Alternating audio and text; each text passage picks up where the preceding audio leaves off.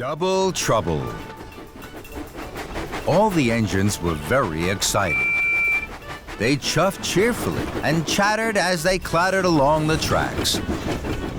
Today was Sir Topham Hatt's birthday, and there was to be the grandest birthday party on Sodor. Thomas had a very special. He was to pick up Sir Topham Hatt and Lady Hatt for the party. As Thomas approached Maithwaite Station, he gasped. Ahead, he could see Sir Topham Hatt already on the platform. Cinders and ashes, I must be late. Thomas pulled into the station. He was worried. I'm sorry, sir. I thought I was early. Sir Topham Hatt turned around. Thomas gasped. Sir Topham Hatt had a mustache. Thomas was so surprised he nearly popped a piston. Thomas, my good friend, you're looking perfectly polished today. Thank you, sir. Sir Topham Hatt chuckled so loudly his top hat wobbled. Thomas was puzzled. Sir Topham Hatt never chuckled so loudly that his top hat wobbled, and Sir Topham Hatt never called Thomas his good friend. I know, Thomas. Let's go to the Whispering Woods. It's one of my favorite spots. We have plenty of time before the party. All aboard!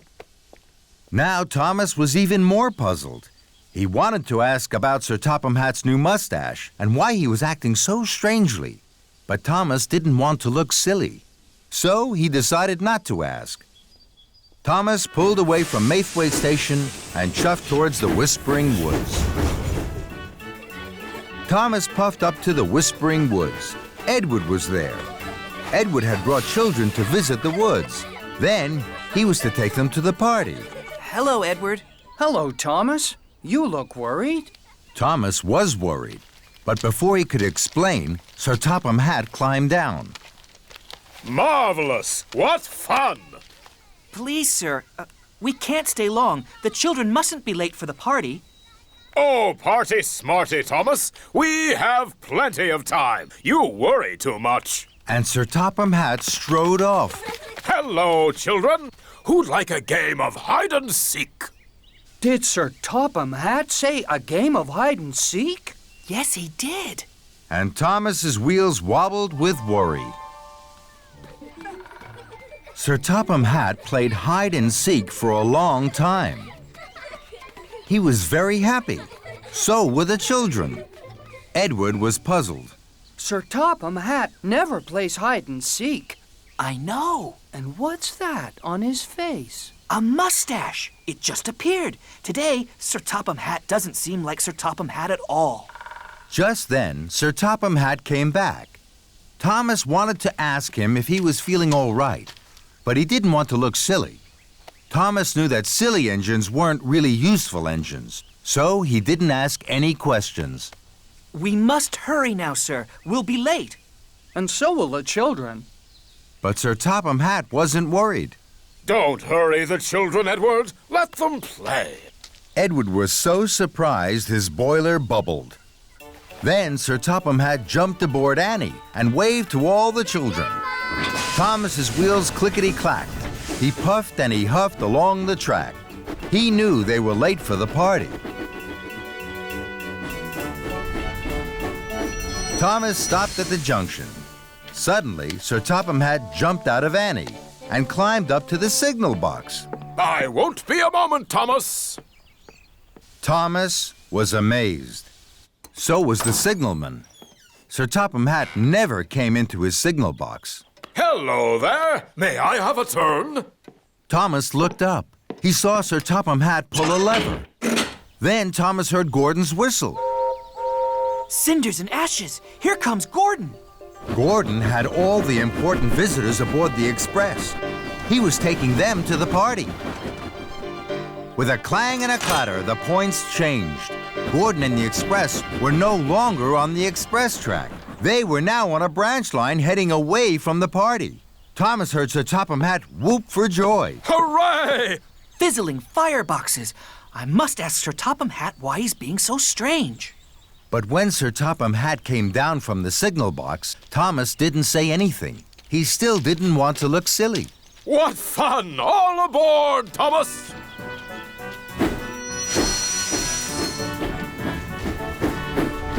Thomas raced towards Maithwaite. Lady Hatt would be waiting. They were very late. Thomas was worried. First, Sir Topham Hatt had a mustache. Next, he wanted to play hide-and-seek with the children. Then he sent Gordon off the express line and away from the party. Sir Topham Hatt is acting very strangely indeed. Thomas puffed into Maithwaite. The station master was cross. Thomas, you're late. Sir Topham and Lady Hatt had to go to the party and Bertie the bus. But Bertie hasn't arrived at the party. Neither have the children or the very important visitors. Thomas was puzzled. If Sir Topham Hatt is on Bertie, then who's on board Annie? Just then, Thomas's passengers stepped down. Thomas knew he had to ask a question he hadn't asked before, even if he looked silly. Excuse me, Sir Topham. You don't quite seem yourself today. Is everything all right? Thomas's passenger beamed brightly. Yes, Thomas, but I'm not Sir Topham Hatt. I'm Sir Loam Hatt, Sir Topham's brother. Thomas was amazed. That explained everything. But he wished now that he had asked his question earlier. Now there was no time to waste if he wanted to be a really useful engine. Bertie must have broken down. We must find him right away. Sir Topham Hatt's brother was very excited. Hooray! Another game of hide-and-seek! Now Thomas was stern. No, Sir Loam Hatt. I have to work hard and quickly. Otherwise, your brother's party will be spoiled. So Loam boarded Annie, and Thomas puffed away. Thomas found Bertie the bus. Smoke billowed from his engine. Bertie looked very unhappy. So did Sir Topham and Lady Hatt. Thomas, where have you been? Just then, Sir Topham Hatt's brother stepped down from Annie. Sir Topham Hatt sighed. Oh, no, Loam. Have you been up to your old tricks again? Absolutely right, Topham. I've been having a wonderful time with Thomas. Sir Topham Hatt didn't think this was funny at all. Loam, you have caused confusion and delay. We must hurry. Thomas delivered Sir Topham Hatt, his brother, and Lady Hatt to the party just in time. The party looked grand. But Thomas couldn't stay. He had work to do. First, Thomas chuffed to the Whispering Woods. Edward was very happy to see Thomas. Go straight to the party with the children, Edward. Sir Topham Hatt is waiting. It was his brother, Sir Loam, who was playing hide-and-seek. Next, Thomas found Gordon.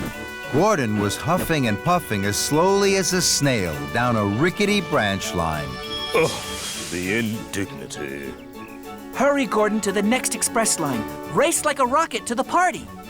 That made Gordon very happy. At last, Thomas chuffed back to the party. Edward and Gordon were already there. What a wonderful party! And it was. Everyone was laughing. Then Thomas and his friends heard something very extraordinary. Sir Topham Hatt chuckled even louder than his brother. And that made Thomas happiest of all.